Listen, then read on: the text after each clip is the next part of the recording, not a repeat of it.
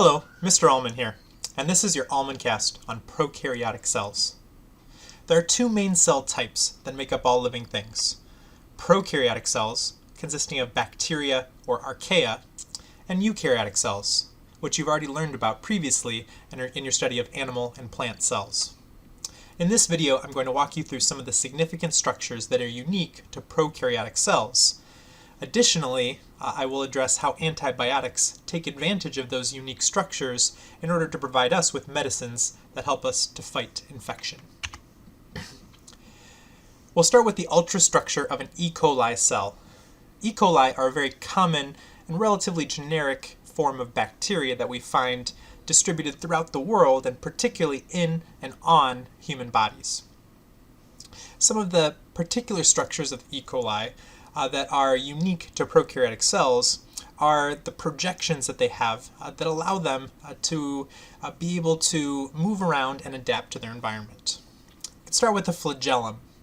A bacterial cell may have one flagellum or multiple flagella.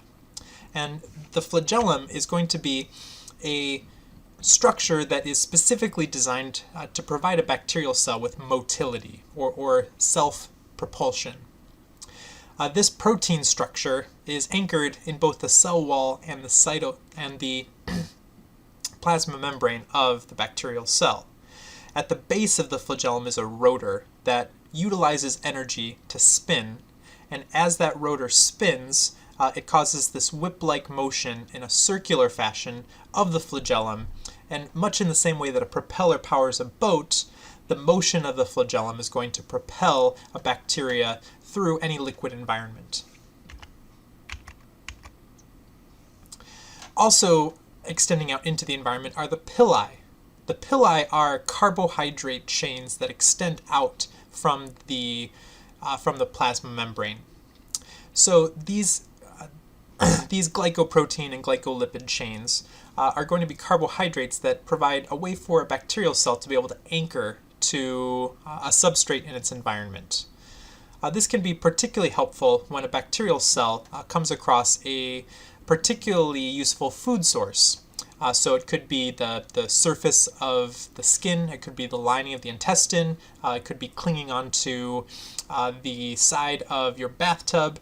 Wherever it is that the bacteria will have a suitable environment that provides it with water and nutrients, the bacteria will utilize these pili to be able to keep them there so that they can continue to take advantage of those favorable conditions. Moving within the pili, we have in some bacteria a layer called a capsule. This capsule is a specialized coating that allows bacterial cells to remain dormant for long periods of time when they dry out, when their environment dries out, or when food is scarce. Then once water or food or nutrients are reintroduced into their environment, then the bacteria can reanimate. So the capsule can help those bacterial cells to be able to persist over long periods of time as their environment changes. Within that is a cell wall. Many, but not all bacterial cells have a cell wall. And much like in plant cells, the purpose of the cell wall is to provide the bacteria with a way to resist osmotic pressure. The rigid structure of the cell wall helps to ensure that when the bacteria is in a hyper or hypotonic environment, the movement of water will be restricted so that the bacterial cell can stay alive. Inside, we have the DNA. The DNA is going to be concentrated within a region called the nucleoid, which is going to take up a significant portion of the inside of the cell.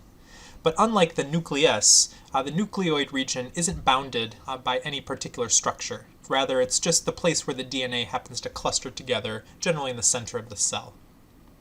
Surrounding that is going to be the cytoplasm, which is going to fill up most of the empty space.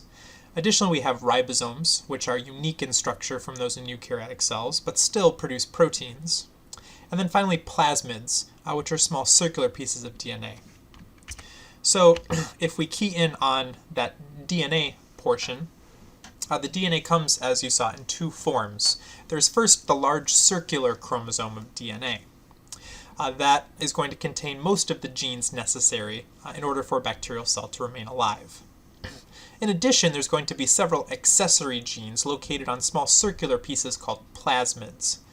The plasmid DNA is not something that's needed for survival, but it may contain particular proteins or genes that are helpful in certain environments. So under most conditions, these plasmids are not going to be helpful, but under a particular environmental stress, that plasmid DNA may help some bacteria to be able to survive. So in that stressful situation, what the bacteria will then do is begin to share those bacterial plasmids with each other. As you can see in this diagram, that there's going to be a structure that forms, a specialized type of pili called a sex pilus. That sex pilus is going to initiate a process called conjugation. And in conjugation, bacteria cells will copy those DNA plasmids and then share those genes with the neighboring bacteria.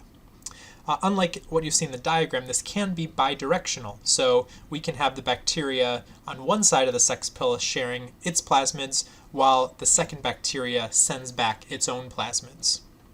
So in a case of environmental stress, like exposure to an antibiotic, if the bacteria has a plasmid with genes that help it to be able to survive, it will then be able to share those genes with other bacteria in the population. Now the reason why that process of conjugation is necessary is because most bacteria, all bacteria, are going to replicate and produce more bacteria by a form of asexual reproduction called binary fission. In binary fission, the DNA in that central chromosome is going to be copied. So after that DNA is copied, then the DNA migrates to either side of the cell, and then a process of cell division occurs where the cell membrane and cell wall pinches and forms two daughter cells. Because this is asexual, those two daughter cells are genetically identical to the parent. If this was the only way that bacteria could be able to reproduce, then what we would see is that every bacterial cell would be genetically identical to each other.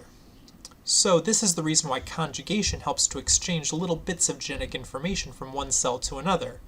That increases genetic diversity and therefore increases the ability for a bacterial population to be able to overcome environmental change. Finally, in terms of bacterial structures, we can take a look at comparing prokaryotic versus eukaryotic cells. There are three main areas in which prokaryotic and eukaryotic cells are going to differ. One is in the form of DNA. Eukaryotic cells have DNA that exists in linear chromosomes, and those chromosomes consist of DNA which is packaged around histone proteins. So that chromatin consisting of DNA and proteins is not going to be found in prokaryotic cells. Their chromosomes are not linear but rather circular.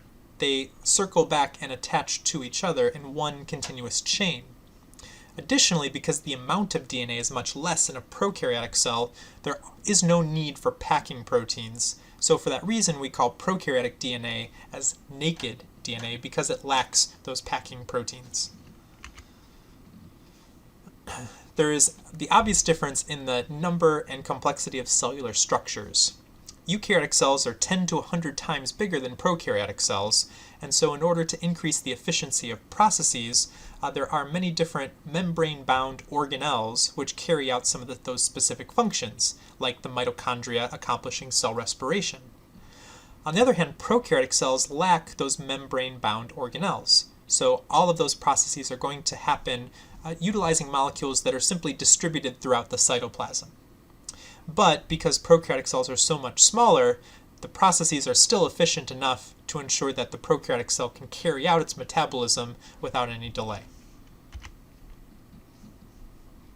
Finally, they differ in terms of the type of ribosomes. This is an important biochemical distinction that allows us to be able to determine things like the origin of prokaryotic versus eukaryotic cells.